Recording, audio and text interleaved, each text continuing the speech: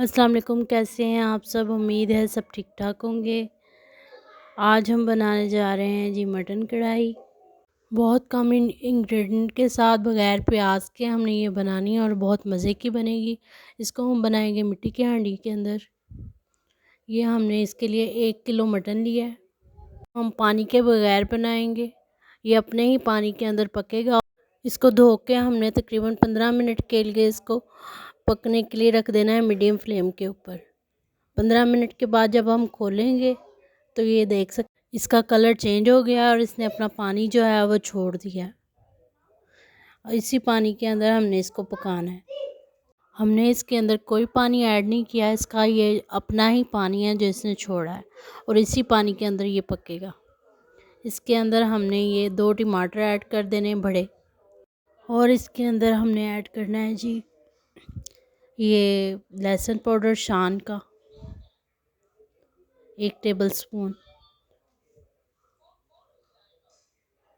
और 1 टेबलस्पून हमने अदरक पाउडर डालना है शान का। ये बहुत ज़बरदस्त है, बहुत अच्छा से टेस्ट आता है।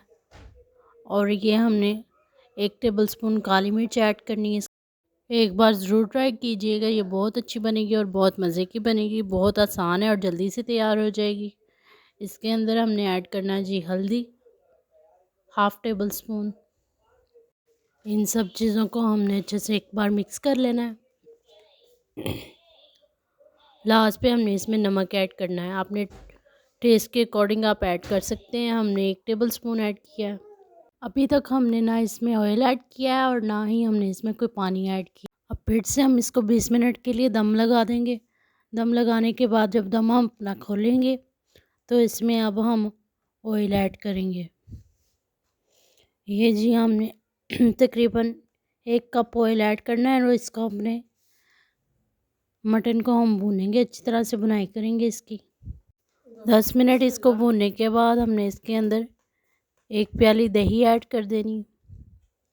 फिर से 5 मिनट के लिए भूनेंगे हम इसको, दही को, और फ्लेम को हमने मीडियम टू लो रखना है। फिर से 10 मिनट के लिए हम दम लगा देंगे और 10 मिनट के बाद ये हमारा मटन कढ़ाई बिल्कुल रेडी है। फ्लेम को हमने बिल्कुल दम वाली आग पे हमने इसको दम लगाना है।